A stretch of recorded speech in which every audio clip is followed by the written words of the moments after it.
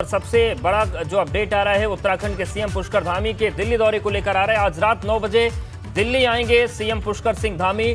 कल पीएम मोदी से सीएम धामी मुलाकात करेंगे। गृह मंत्री अमित शाह और केंद्रीय मंत्रियों से भी उनकी मुलाकात होनी है। तो मुख्यमंत्री बनने के बाद पहली बार दिल्ली दौरे पर आ रहे हैं पुष्कर धामी और जो अपडेट मिल रहा है उसके मुताबिक आज रात 9 बजे दिल्ली आएंगे सीएम पुष्कर सिंह धामी और कल प्रधानमंत्री, गृह मंत्री और केंद्रीय मंत्रियों से उनकी मुलाकात होनी है। और अविनाश हमारे साथ जुड़ गए। अविनाश, मुख्यमंत्री के दौरे को लेकर क्या अपडेट मिल रहा है? देखिए उद्देश अगर बात करें तो मुख्यमंत्री बनने के बाद पुष्कर सिंह धामी पहली बार दिल्ली आ रहे हैं। इसको लेकर उत्तराखंड सदन में भी तैयारी जोर शोर से की जा रही है। तमाम सारी सुख सुविधाओं का ध्यान रखा जा रहा है और उसके स्वागत में तमाम सारी तैयारियां की जा रही है। इसके साथ साथ अगर बात करें तो मुख्यमंत्री के साथ 4 सचिव आ रहे हैं। मुख्य सचिव संधू भी आ रहे हैं। जाहिर तौर से बात है कि आप मुख्यमंत्री 10 से 12 केंद्रीय मंत्रियों से मुलाकात करेंगे, जिनसे सारी प्रदेश की विभिन्न योजनाओं को लेकर बातचीत करेंगे। इसके साथ साथ प्रधानमंत्री नरेंद्र मोदी, पार्टी के राष्ट्रीय अध्यक्ष जेपी नड्डा, गृह मंत्री अमित शाह, इनसे मुलाकात करके उनका जो नेतृत्व में चयन हुआ है, जो मुख्यमंत्री के रूप में पदभार दिया गया, इसके लिए केंद्रीय आला कमान का आभार प्रकट करेंगे और उत्तराखंड की तमाम सारी विषयों को लेकर बातचीत करेंगे। आज रात 9 बजे वो दिल्ली पहुंचेंगे, जिसके बाद फिर सीधा उत्तराखंड सदन आएंगे और यहाँ पे रात्रि विश्राम के बाद कल सुबह से उनका तमाम सारा प्रोग्राम रहेगा। इसके बाद वो एक के बाद एक तमाम लोगों से मुलाकात करेंगे। शुक्रिया अविनाश जानकारी और अपडेट्स को देने के लिए। तो आज रात 9 बजे दिल्ली पहुंचेंगे। 4 सचिव भी उनके साथ आ रहे हैं, जिनमें मुख्य सचिव भी शामिल है और लगभग 1 दर्जन केंद्रीय मंत्रियों से उनकी मुलाकात भी होनी है। तो ये दौरा केवल औपचारिक नहीं है, तमाम विकास को लेकर भी बातें केंद्रीय मंत्रियों से होंगी। भोजपुरी फिल्मों और गानों में बढ़ती अश्लीलता पर सीएम योगी सख्त हैं। अश्लीलता परोसने वाली फिल्मों को सरकार अनुदान अब नहीं देगी।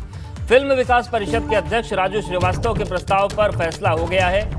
बढ़ती अश्लीलता को लेकर राजू श्रीवास्तव ने यह प्रस्ताव भेजा था और सीएम योगी से मुलाकात के बाद राजू श्रीवास्तव ने प्रस्ताव दिया था, जिसको स्वीकार कर लिया गया है। और भोजपुरी फिल्मों में जो अश्लीलता बहुत ज्यादा बढ़ गई है, चरम पर है, उसको देखते हुए फैसला लिया गया है कि अनुदान तो मिलेगा, फिल्म विकास के लिए सरकार मदद करती रहेगी, लेकिन जो फिल्में अश्लीलता परोसेंगी उन्हें किसी भी तरह का कोई सरकारी अनुदान या सरकारी मदद नहीं मिलेगी। तो फिल्मों को सरकार अनुदान देगी, लेकिन अगर वो फिल्में अश्लीलता परोसती हैं तो फिर कोई अनुदान नहीं मिलेगा। और भोजपुरी फिल्मों में बढ़ती अश्लीलता को रोकने के लिए उठाया गया सख्त कदम। उत्तर प्रदेश सरकार राजू श्रीवास्तव के आग्रह पर रोकेगी फिल्मों की सब्सिडी। तो राजू श्रीवास्तव ने ये ट्वीट किया है और उन्होंने जानकारी दी है। उन्होंने लिखा, भोजपुरी फिल्मों में बढ़ती अश्लीलता को रोकने के लिए उठाया गया सख्त कदम। उत्तर प्रदेश सरकार राजू श्रीवास्तव के आग्रह पर रोकेगी ऐसी फिल्मों की सब्सिडी। वहीं अश्लीलता को लेकर सीएम योगी के बड़े एक्शन पर हास्य कलाकार और यूपी फिल्म विकास परिषद के अध्यक्ष राजू श्रीवास्तव ने एबीपी गंगा से बात की। आपको सुनवाते हैं राजू श्रीवास्तव ने क्या कहा। हास्य अभिनेता और फिल्म विकास परिषद के अध्यक्ष राजू श्रीवास्तव ने मुख्यमंत्री योगी आदित्यनाथ से मुलाकात की और चर्चा हुई भोजपुरी फिल्मों और गानों में अश्लीलता के मुद्दे को लेकर। सीधे बात करेंगे राजू श्रीवास्तव जी से। राजू जी, मुख्यमंत्री जी से मुलाकात हुई, क्या चर्चा हुई? जी, मैंने मुख्यमंत्री जी के सामने वस्तु स्थिति से उन्हें अवगत कराया और उत्तर प्रदेश और बिहार के लोग जो निराश हैं भोजपुरी फिल्मों में बढ़ती हुई अश्लीलता को लेके, तो मैंने बताया कि महाराज जी, भोजपुरी फिल्मों को परिवार के साथ देखा नहीं जा सकता, अधिकांश फिल्मों को, और वहाँ का जो गीत संगीत है फिल्मों का, उससे किसी विवाह या किसी शादी समारोह में जब बजता है तो सब परिवारजन बहुत असहज हो जाते हैं, अनकंफर्टेबल हो जाते हैं। ये मनोरंजन के नाम पे एक तरह से हमारी सभ्यता को, संस्कार को नष्ट किया जा रहा है। इसे हमें रोकना होगा। तो मुझे इस बात की खुशी है कि मुख्यमंत्री जी ने कहा कि ठीक है, आप इस विभाग के प्रमुख बनाए गए हैं तो आप उनको सरकारी सहायता रोक दें। तो हम इसको देखते हैं, इस पर हम अपने साथियों से विचार करेंगे कि कैसे हम इनकी सब्सिडी को रोकें और उनको हम सरकारी सहायता राशि उनको ना दें। अब उसमें ठीक है, कुछ समस्या आ रही हैं हमारे सामने उनका कहना है कि हम तो सेंसर करा लाते हैं मुंबई से, उस सेंसर का सर्टिफिकेट होता है हमारे पास। तो हमने मुख्यमंत्री जी से निवेदन किया, उनको सुझाव दिया कि हम एक कमेटी बना लें जो सेंसर के बाद भी हम उसको यहाँ पे देखेंगे अलग से, क्योंकि हम उसे अनुदान दे रहे हैं, इसलिए हमारा ये अधिकार है कि हम उसे अलग से देख पाएँ। और फिर हम फिल्म के निर्माता निर्देशक से कहेंगे कि आप ये दृश्य आप काटिए, तो ही हम आपकी सब्सिडी रिलीज़ करेंगे। बहुत बहुत शुक्रिया बात करने के लिए। तो यहाँ पर हमने सुना राजू श्रीवास्तव जी को, जिन्होंने कहा कि एक तरफ जहाँ भोजपुरी फिल्मों से अश्लीलता हटाई जा सके, इसके लिए प्रयास है कि लोगों को अनुदान रोका जाए अगर अश्लीलता है फिल्मों में। दूसरा, वेब सीरीज़ को किस तरह से आर्थिक मदद दी जा सकती है, इसके लिए भी काम किया जाएगा। कैमरा सहयोगी प्रमोद के साथ शैलेश अरोरा, एबीपी गंगा, लखनऊ। और भोजपुरी फिल्म स्टार और गोरखपुर से सांसद रवि किशन ने योगी सरकार के इस फैसले का स्वागत किया है। साथ ही अश्लीलता पर इस सख्ती के लिए सीएम का उन्होंने धन्यवाद दिया है। धन्यवाद मैं देना चाहूंगा पूज्य योगी महाराज जी को, उत्तर प्रदेश सरकार को, ये निर्णय लेना कि जो भी भोजपुरी फिल्म में अश्लीलता हो, अश्लील गाने हो, समाज को खराब करने वाली बात हो, समाज जिससे दूषित होता है, भोजपुरी समाज पर आरोप लगता है या हमारी बोली पर, माँ की बोली पर, उसको सरकार से अनुदान, जो सब्सिडी कहते हैं, उत्तर प्रदेश सरकार से मिलती थी, वो अब नहीं मिलेगी। पूज्य महाराज जी आपको धन्यवाद। लखीमपुर में महिला प्रस्तावक के साथ बदसलूकी के मामले में सीएम योगी ने सख्त रुख अपना लिया है। सीएम ने क्षेत्राधिकारी, थाना प्रभारी को सस्पेंड करने के निर्देश दिए। महिला से बदसलूकी करने वाला युवक निर्दलीय प्रत्याशी का समर्थक निकला। स्थानीय पुलिस गहनता से जांच पड़ताल कर रही है। आरोपियों के खिलाफ सख्त कार्रवाई होगी। लेकिन लखीमपुर से जो बदतमीजी की इंतहा वाली तस्वीर सामने आई थी, एबीपी गंगा ने भी आपको दिखाया था, इस मामले पर मुख्यमंत्री ने सख्त रुख अपना लिया है और मुख्यमंत्री ने क्षेत्राधिकारी यानी कि सीओ और थाना प्रभारी को सस्पेंड करने का निर्देश दिया है। सीओ और एसओ सस्पेंड हो गए। महिला से बदसलूकी करने वाला जो युवक है वो निर्दलीय प्रत्याशी का समर्थक निकला। स्थानीय पुलिस गहनता से जांच पड़ताल कर रही है और आरोपियों के खिलाफ सख्त कार्रवाई की जाएगी। तो जिस तरीके से ब्लॉक प्रमुख चुनाव को लेकर नामांकन के दिन बवाल हुआ, लखीमपुर से परेशान करने वाली तस्वीरें सामने आई थी, एक महिला की पिटाई हुई थी, इस मामले में सीओ और एसए को सस्पेंड करने के निर्देश दिए गए। शैलेश हमारे साथ जुड़ गए। शैलेश, जिस तरीके से पूरा वाकया सामने आया था और जिस तरीके से प्रशासन और पुलिस के लोग मूक दर्शक बने थे, एक कड़ा संदेश लखीमपुर से गया है। निश्चित रूप से अब देश और देखिए, ये जो महिला है ये अपना बयान भी दर्ज कराने वाली है। आज उनका बयान भी दर्ज होना था। इसके अलावा देखिए, इसी मामले को लेकर विपक्ष जो है वो पूरे इस चुनाव की प्रक्रिया पर ही सवाल उठा रहा है, लगातार सरकार को घेर रहा है। और इसी बीच मुख्यमंत्री ने आज सुबह जब टीम 9 की बैठक की, तभी इस पूरी कार्रवाई को लेकर निर्देश दे दिए थे और इसी के तहत जो वहाँ के सीओ और एसओ है उनको सस्पेंड करने के लिए मुख्यमंत्री ने कहा है। साथ ही ये बताया गया, जो जानकारी अभी तक की तफ्तीश में सामने आई है उसमें बताया गया कि जो महिला से बदसलूकी जिस युवक ने की थी वो निर्दलीय प्रत्याशी का समर्थक था। इस मामले में पुलिस को साफ कहा गया है कि गहनता से पूरे मामले की जांच करे। जो भी जिम्मेदार अधिकारी है या जिन्होंने माहौल खराब करने की कोशिश की है, उनके खिलाफ कठोर से कठोर कार्रवाई की जाए। जीरो टॉलरेंस की जो नीति है उसके तहत कार्रवाई की जाए, ये साफ निर्देश दिए हैं मुख्यमंत्री ने उनको। और इसके साथ ही ये भी कहा गया है, क्योंकि देखिए कल अभी चुनाव होने बाकी है, ऐसे में मुख्यमंत्री ने ये भी कहा है कि अतिरिक्त पुलिस बल लगाया जाए। जो भी संवेदनशील जगह है वहां पर और ज्यादा ध्यान दिया जाए। जो लोग असलहे का प्रदर्शन करते हैं उनके हथियारों को जब्त कर लिया जाए और कार्रवाई की जाए। तो निश्चित रूप से देखिए बड़ा मामला है। मुख्यमंत्री काफी सक्सेस पे नजर आ रहे हैं और लगातार इस मुद्दे को लेकर उन्होंने अपने अधिकारियों से पूरी रिपोर्ट ली है। और इतना ही नहीं, सिर्फ इस मामले पर ही नहीं बल्कि प्रदेश के अन्य जिलों में जहाँ से इस तरह की शिकायतें आई थी उनको लेकर भी मुख्यमंत्री ने कड़े निर्देश दिए हैं। बिल्कुल, शुक्रिया शैलेश आपका जानकारी और अपडेट्स को देने के लिए। तो सख्त एक्शन लिया गया है और ये बताने की कोशिश की गई है कि लापरवाही बर्दाश्त नहीं होगी। बड़ी खबर लखनऊ से है। लखीमपुर की पीड़ित महिला से अखिलेश यादव ने मुलाकात की है और ब्लॉक प्रमुख नामांकन के दौरान अभद्रता हुई थी।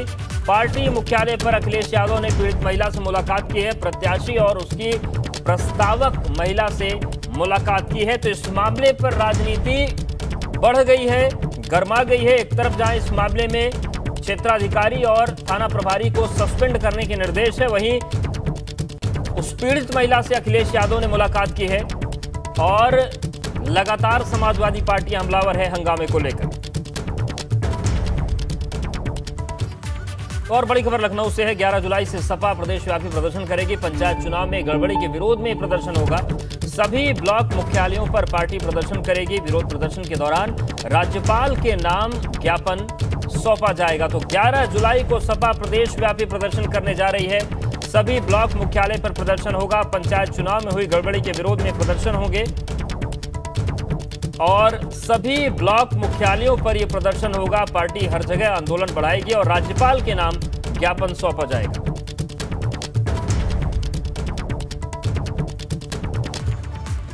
ब्लॉक प्रमुख चुनाव को लेकर बीजेपी पर अखिलेश का निशाना। बीजेपी से ऐसी गुंडागर्दी की उम्मीद नहीं थी। उन्होंने कहा कि बहुमत वाला दल ऐसा बर्ताव क्यों कर रहा है। जनता अब बदलाव चाहती है। जिला पंचायत चुनाव में बीजेपी ने पैसों का इस्तेमाल किया है और गुंडों के साथ प्रशासन खड़ा है। अखिलेश यादव ने ये आरोप लगाए हैं। समाजवादी पार्टी के राष्ट्रीय अध्यक्ष अखिलेश यादव इस वक्त हमारे साथ में हैं। उनसे हम जानेंगे ब्लॉक प्रमुखी के चुनाव में कल हिंसा की कई तस्वीरें सामने आई, क्या कहेंगे? दुख इस बात का है कि भारतीय जनता पार्टी को पूरा समर्थन जनता ने दिया। लोकतंत्र में इतना बहुमत किसी पार्टी को नहीं मिला होगा। आखिरकार बहुमत वाला दल इस तरह का व्यवहार क्यों कर रहा है जनता के साथ? जिला पंचायत देखी चुनाव, जिला पंचायत में सदस्यों के साथ जो कुछ सरकार के माध्यम से हो सकता था वो सब हुआ है। सदस्यों को उत्पीड़न हुआ, उनके घर नापे गए, उनके खिलाफ मुकदमे दर्ज हुए, गंभीर से गंभीर धाराएं लगाई गईं और उसके ऊपर पैसा चला। भारतीय जनता पार्टी ने जिला पंचायत के चुनाव में पूरी तरीके से पैसे से लोगों को खरीदा। सदस्यों पे ये आरोप एक जगह से नहीं, न जाने कितनी जगह से आए। और बड़ी खबर भदोही से भी है। ब्लॉक प्रमुख चुनाव को लेकर बड़ी खबर आ रही है। बीजेपी प्रत्याशी आरती मिश्रा ने अपना नामांकन वापस ले लिया है। बीजेपी से बागी पूर्व प्रमुख प्रशांत सिंह की पत्नी का जीतना तय हो गया है। तो ये इस वक्त की बड़ी खबर। ब्लॉक प्रमुख चुनाव मामले में बीजेपी प्रत्याशी आरती मिश्रा ने अपना नामांकन वापस ले लिया। बीजेपी से बागी पूर्व प्रमुख प्रशांत सिंह की पत्नी का जीतना अब तय हो गया है। तो सेंध हर तरफ से लगाने की कोशिश हो रही है और सेंध लग भी रही है और भदोही में एक बड़ा झटका लगा है। और बड़ी खबर सुल्तानपुर से भी है। दोस्तपुर ब्लॉक प्रमुख चुनाव में बीजेपी का जीतना तय है। यहां पर निर्दलीय प्रत्याशी ने बीजेपी समर्थित प्रत्याशी का समर्थन कर दिया है। प्रत्याशी विकास ने भाजपा के समर्थित उम्मीदवार का समर्थन कर दिया है। तो राहत यहां पर बीजेपी के लिए है। सुल्तानपुर से बड़ी खबर है। दोस्तपुर ब्लॉक प्रमुख चुनाव में निर्दलीय प्रत्याशी ने भाजपा प्रत्याशी का समर्थन कर दिया है। निर्दलीय प्रत्याशी ने बीजेपी समर्थित प्रत्याशी का साथ दे दिया है, समर्थन का ऐलान कर दिया। प्रत्याशी विकास ने भाजपा के समर्थित उम्मीदवार का समर्थन कर दिया है। और बीजेपी सरकार पर ओम प्रकाश राजभर का हमला सामने आया है। मुरादाबाद पहुंचे राजभर ने बीजेपी पर निशाना साधा। उन्होंने कहा कि भाजपा के लोग बड़ी घटनाओं को अंजाम देते हैं। बड़े बड़े अपराधी भाजपा में शामिल हुए हैं। इस बार भागीदारी संकल्प मोर्चा की सरकार बनेगी और 403 सीट पर चुनाव लड़ेंगे। इस बार सरकार बनाएंगे। राजभर ने कहा कि यूपी में बीजेपी सरकार में लोकतंत्र की हत्या हो रही है। बीजेपी वाले कहते कुछ हैं, करते कुछ और हैं। और लखीमपुर खीरी की घटना को इन्होंने भी उठाया और इन्होंने कहा कि महाभारत का जिक्र कर दिया। तो अखिलेश यादव भी लखीमपुर खीरी की घटना पर मुखर हैं, राजभर भी लखीमपुर की घटना पर मुखर हैं और सीएम ने इस मामले में क्षेत्राधिकारी और थाना प्रभारी को सस्पेंड कर दिया है। लेकिन सियासत इस मामले पर बहुत बढ़ गई है। उत्तर प्रदेश में लोकतंत्र की हत्या भारतीय जनता पार्टी के राज में जिस तरह महाभारत में चीरहरण हुआ था, वही तो पैटर्न बीजेपी के शासनकाल में है। ये लोकतंत्र को मानने वाले लोग नहीं हैं। ये कहते कुछ हैं, करते कुछ हैं। इन्होंने कहा कि अभी सूबे के मुख्यमंत्री जी का बयान आया कि अपराधी या तो प्रदेश छोड़ के चले गए या जेल में चले गए। लेकिन जितने भी उत्तर प्रदेश के माफिया, गुंडा, बलात्कारी, व्यभिचारी, दुराचारी जितने लोग हैं सब भाजपा में शामिल हो गए हैं। सपा के पास वोट कहाँ है? भाजपा के पास वोट कहाँ है? कांग्रेस के पास वोट कहाँ है? वही लोग कह रहे हैं।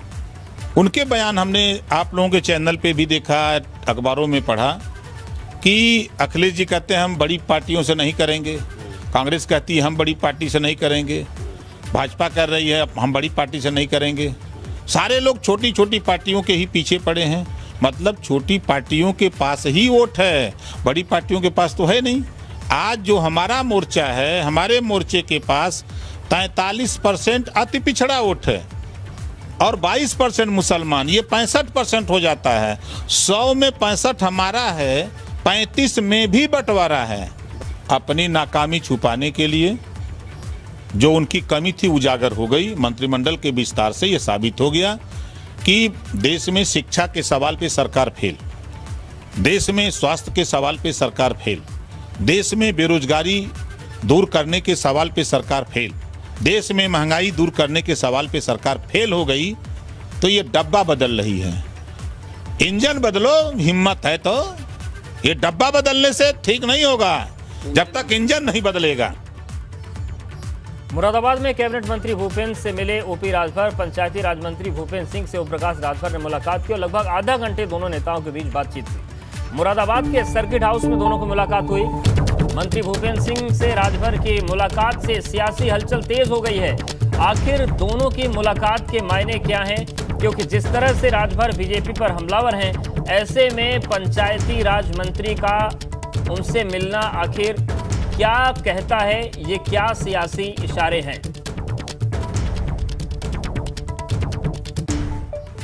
और बड़ी खबर प्रयागराज से है। विदेशी तबलीगी जमातियों से जुड़ी बड़ी खबर है। जेलों में बंद विदेशी जमातियों के मामले में इलाहाबाद हाईकोर्ट ने नाराजगी जताई है। पुलिस के रवैये पर इलाहाबाद हाईकोर्ट ने नाराजगी जताई। हाईकोर्ट ने 3 जिलों के एसपी को व्यक्तिगत रूप से तलब किया है और शाहजहांपुर, हापुड़ और मऊ के एसपी तलब किए गए हैं।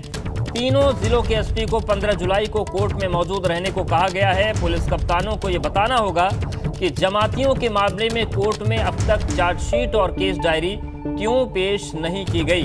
तो ये इस वक्त की बड़ी खबर है। हाईकोर्ट ने नाराजगी जताई है और 3 जिलों के जो एसपी हैं उनको 15 जुलाई को हाजिर रहने को कहा गया है।